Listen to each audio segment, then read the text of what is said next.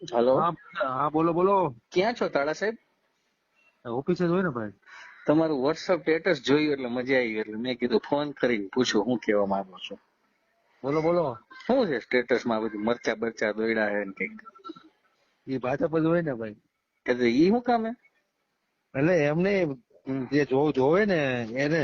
હું તો ભાજપ ને ઈચ્છું છું, પણ તમને બળે એનું શું એમ એનું કેવું એમ છે એમ. તારું બીજા કેવું આપો શું છે ઈ કે ને, ઈ બધા ફોટા મેં વાંચ્યું ને, ને.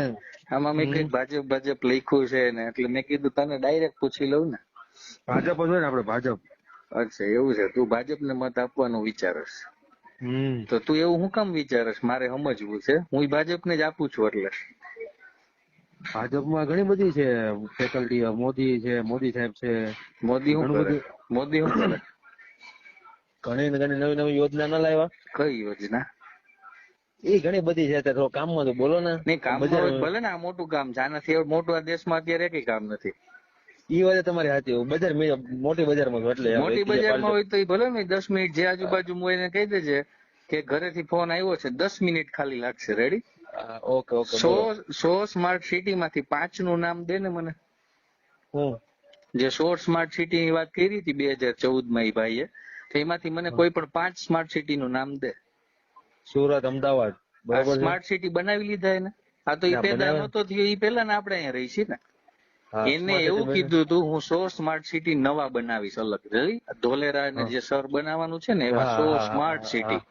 તો હા હા. એવા 100 સ્માર્ટ સિટી માંથી કોઈ પણ 5 ના નામ આપ તારી પાસે હોય તો. છે? ના, નથી. નથી ને? પછી એને એવું કીધું હતું બુલેટ ટ્રેન બનાવશું. તો ભારતમાં અત્યારે બુલેટ ટ્રેન 2014 માં એને આપણે કીધું હતું કે હું બુલેટ ટ્રેન લઈ આવીશ. આજે 2014 માં એને કીધું હતું ને, હવે 2022 ચાલે છે. ભારતમાં ક્યાંથી ક્યાં સુધી બુલેટ ટ્રેન ચાલે છે મને કે? અત્યારે ચાલુ થશે વર્કિંગ પ્રોસેસ. બુલેટ ટ્રેન ક્યાં ચાલે છે? એમ કે 8 વર્ષથી આપણે એને બેહાડ્યો, ત્યાં સ્પષ્ટ બહુમતીથી બેહાડ્યો છે. 8 હા વર્ષ પહેલા એને આપણે 9 વર્ષ પહેલા એને કીધું હતું 2013 માં, એટલે આપણે એને 2014 માં ત્યાં મોકલો. બરાબર? બહુમતીથી કે એને હા કોઈને પૂછવું જ ન પડે. હવે તું મને એમ કે હા. 8 વર્ષમાં એક જગ્યાએ કે ભાઈ ધોરાજી થી ઉપલેટાની વચ્ચે 15 કિલોમીટરમાં એ ચાલી? ના ના જાજા થાય. કિલોમીટર ની. રેડી ને? તો આપણે 8 વર્ષ વયા ગયા ને.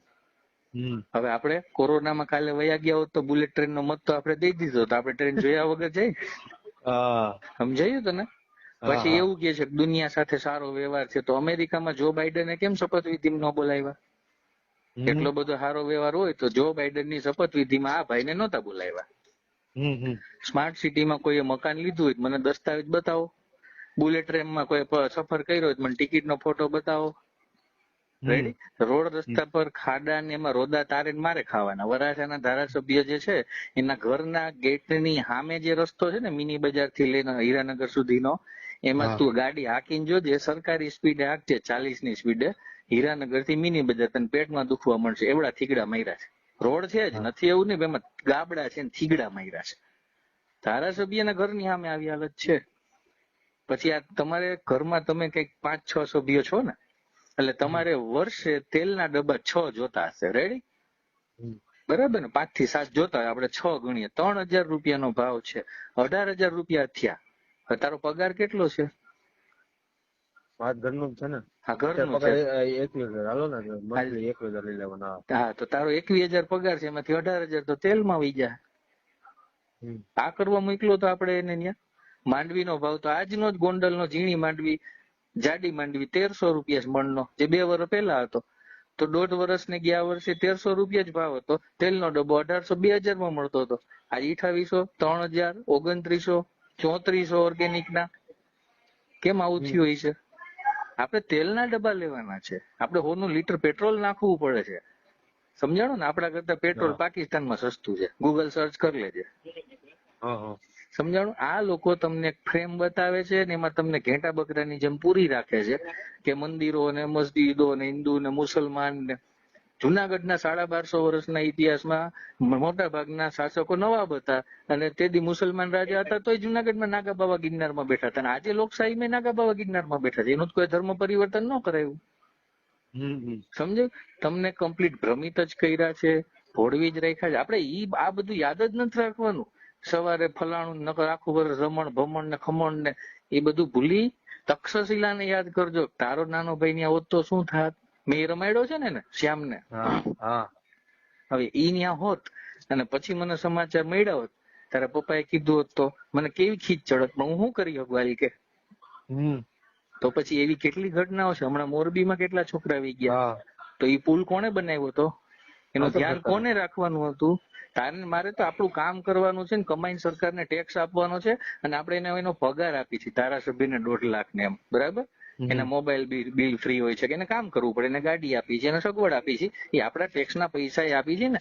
તારા પપ્પા આટલું કામ કરે, તું કર, ત્યારે 2-5 પેઢીઓથી આમાં લાગ્યા છે. તો આપણે આપણો ટેક્સ એટલે ભર્યો તો મોરબીના છોકરા ડૂબી જાય સરકારી પુલમાં. સમજાણું તને? હા હા એમ આ બધી વસ્તુને યાદ રાખજે. તારા 5 પછી બીજા ઓળખીતા હોય ને એને આ કહેજે, સમજાયું? આ તો મેં વળી એક્સિડન્ટલી આ જોયું એટલે તને અત્યારે ફોન કર્યો ને, હું તને નિરાતે આખી વ્યવસ્થિત ને વિસ્તારથી વાત કરું કે આમ છે. જુનાગઢ ની અંદર શિવરાત્રીના મેળામાં 5 નાકામાં પુલ તૂટ્યો, 6 મહિના પછી પુલ સમો કર્યો. મોરબીમાં આટલા મહિના પછી વાત સુધારી. તક્ષશિલામાં નિર્દોષ બાળકો ભડથું થઈ ગયા, રીંગણાનો ઓળો થાય એમ. ના ના ના ના. અને મોટા ભાગના લોકોને અત્યારે દીકરો દીકરી એક જ હોય છે. એ હા કેવી હા અંદર હા પીડા થઈ હશે. આટલા કરોડનું બજેટ છે મ્યુનિસિપાલિટીનું, 4 માળની સીડી નો બનાવી શક્યા 30 વર્ષમાં તમે, કે ફાયર સેફટી વાળા ત્યાં પહોંચી શકે. જે બંબા ગેટ કાપોદ્રા પોલીસ સ્ટેશન પાસે છે ત્યાંથી 4 મિનિટ થાય ફાયરની ગાડીને પહોંચતા. એ લોકો 4 મિનિટની જગ્યાએ પોણી કલાક પછી પહોંચ્યા. ઓલા બધા મરી ગયા ને ત્યારે. તો આપણે વેરો હું એને મારી નાખવા માટે ભરીએ છીએ, પગાર તો પૂરો આપીએ છીએ. આવું આખું લિસ્ટ છે. રિંગ રોડ નો બ્રિજ પડે, બોપલ નો બ્રિજ પડે, નવો પુલ બનતો હોય, આમ થઈને ખાડાઓમાં 4 વ્હીલું ઘૂસી જાય. શું છે આ બધું? ટેક્સના પૈસાનું આજ કરવાનું છે ને એમ. આ બહુ લાંબુ છે, એટલે વિચારી અને બટન દબાવજો. ગાંડા નહીં થતા, દાંડલા હોતા કમળ ઉતારી ગયા છો, માથે પાણી પી લેજો એટલે નીકળી જાય. સમજાણું? હા, અમે ઈ જ કરતા હતા. અમે હું અત્યારે કેટલું સરસ બોલું છું, હું આવી જ રીતે લોકોને હું 5000 મત ફેરવી નાખું બોલું ને ત્યારે. અને મેં કરાવ્યું છે. પણ ઈ લોકોએ જે વહીવટ કર્યા છે ને, હવે જો આમાં ધર્મગુરુઓને ઉતાર્યા છે ટિકિટો આપવા માટે, ગુંડાઓને ધર્મગુરુઓ. 2 મહિના પહેલા એક સંપ્રદાયની ખાસ સીડી આવતી, એટલે આપણને એમ થાય કે ઓહો ફલાણા સ્વામીની સીડી આવી, ફલાણા સ્વામી આમ બોલ્યા આમ બોલ્યા. આપણું ધ્યાન એમાં આવી જાય એટલે આપણું ધ્યાન તેલના ડબ્બામાંથી હટી જાય, આપણું ધ્યાન પેટ્રોલમાંથી હટી જાય, 1100 ના ગેસના બાટલામાંથી હટી જાય. રશિયા તો આપણે 30% સસ્તું પેટ્રોલ આપે છે, દુનિયાને જેટલું આપે છે એના કરતા. ક્રૂડ આપને સસ્તું આપે છે, તો પછી આપને શું કામ એ મોંઘું મળે છે? સૈનિકોને આંદોલન કરવા પડે છે 14 મુદ્દાઓને લઈને. હવે જે લડવા માટે બન્યા છે, જેને દેશની સેનામાં લડ્યા છે, કેટલા કેટલા સ્ટાર હોય છે એના બોડી પર, એવા લોકોને પોતાના હક માટે રોડ ઉપર, ગાંધીનગરમાં રોડ ઉપર આંદોલન કરવાના. સૈનિકોને હક માટે લડવાનું હોય, દેશ માટે લડવાનું હોય. Soldier is a national asset. એ રાષ્ટ્રની સંપત્તિ, જેની કોઈ માગણી હોવી જ ન જોઈએ, એ પહેલા જ પૂરી થઈ જવી જોઈએ ને. આપણે સિપાહી શહીદ થઈ ત્યારે 1 લાખ રૂપિયા આપે છે, દિલ્હીમાં 1 કરોડ આપે છે. 6.5 કરોડ 7 કરોડની જનતા છે, એ બધાને 12 રૂપિયા ભાગમાં આવે. ઓલાને 1 કરોડ દેવા હોય ને તો. અને આઝાદી પછીથી 1972 પછીના યુદ્ધ પછીથી કંઈક અત્યાર સુધીમાં 56 છોકરા કે 57 છોકરા શહીદ થયા છે યુદ્ધમાં. તો આપણે 57 કરોડનો જ ખર્ચો થયો શહીદોને આપવા માટે. તો આ લોકો પાસે 57 કરોડ રૂપિયા શહીદો માટેના નથી, પણ 200 કરોડનું હેલિકોપ્ટર લેવા માટેના છે. મોરબી દુર્ઘટના બની તો જે પાણીમાં ડૂબ્યા હતા એને બચાવવા માટેની એનડીઆરએફ ની ટીમને બસમાં મોકલી, અને મુખ્યમંત્રીને એ કઈક રાજનેતાઓ હેલિકોપ્ટરમાં ગયા. ઓલા ડૂબતા હોય એને બચાવવા માટે હેલિકોપ્ટરમાં ઓલાને મોકલવાના હોય કે બસમાં મોકલવાના હોય? અને જેને ખાલી ત્યાં જઈને જોવાનું જ છે ને પછી મીડિયાને સમાચાર આપવાના છે કે આવું આવું અમે જોયું. જે પાણીના કે એના કઈ જાણકાર નથી એને તો નિરાતે બસમાં જઈ તો હાલે. તો ઈ હેલિકોપ્ટરમાં ગયા અને જે બચાવવા વાળા હતા એ બસમાં ગયા. એટલે આ એક અણઆવડત છે. સ્કૂલો નથી બનતી, નવી સ્કૂલો નથી બનતી, જૂની ખંડેર છે, 6000 સ્કૂલો બંધ પડી છે. કોઈ પણ સ્કૂલમાં યોગ ટીચર નથી ને દુનિયાને એવું કહે છે કે અમે યોગ શું કે દુનિયાને 21મી જૂન યોગ દિવસ એવું સૂચન આપણે આપીએ છીએ ને વિશ્વગુરુ બનવાની વાતો કરીએ છીએ ને આપણી જ નિશાળોમાં યોગ ગુરુ નથી. દુનિયાને આપણે યોગની મહત્વ શું છે, 21 જૂન યોગ દિવસ મનાવો એવું આપણે કહ્યું, પણ આપણી જ સ્કૂલોમાં યોગ ટીચર નથી. અને વાતો કરે છે કે અમે વિશ્વગુરુ બનશું. કેવી રીતે વિશ્વગુરુ બનશું? આ મોંઘવારીમાં છે ને બાળકનો પિતા બનવું હેલું નથી, રાષ્ટ્રનો પિતા બનવું હેલું છે. એવી હાલત આ લોકોએ કરી દીધી. તું રાષ્ટ્રનો પિતા બન તો તારા કોઈ બાળક ન હોય, એમાં તને મોંઘવારી કઈ ન નડે. તારે જો તું એક બાળકનો પિતા બન ને તો તું હલવાઈ જા. એની સ્કૂલની ફી, દવાખાનું, હાજા માંદા, કપડા લત્તા, મોંઘવારી નાનતેન આવે ને એમ આ લોકો એવી સ્થિતિ કરી દીધી. એટલે સમજી અને બટન દબાવજો, નકર વારો જ નહીં આવે.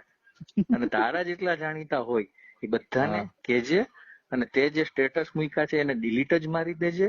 અને આ હું બોલ્યો ને એ રેકોર્ડિંગ થતું હોય તારામાં તો કર લેજે અને મોકલી દેજે બીજાને. કેમ કે એમને 1 લાખ ગાયું મરી, એકેય ઉપવાસ કર્યો, એકેય ને દુઃખ થયું, એકેય રોયા.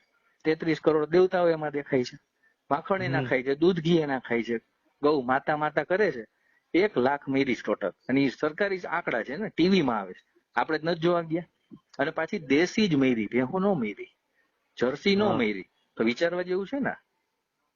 કેન્સરની દવા ગૌમૂત્ર છે એવું કહે છે. ગાયના ઘીમાં સોનું હોય છે, કિંમતી ઉપયોગી. કૃષ્ણ એમ ગાયના માખણ ખાધા ને ઘી ખાધા ને આવું કહે છે ને.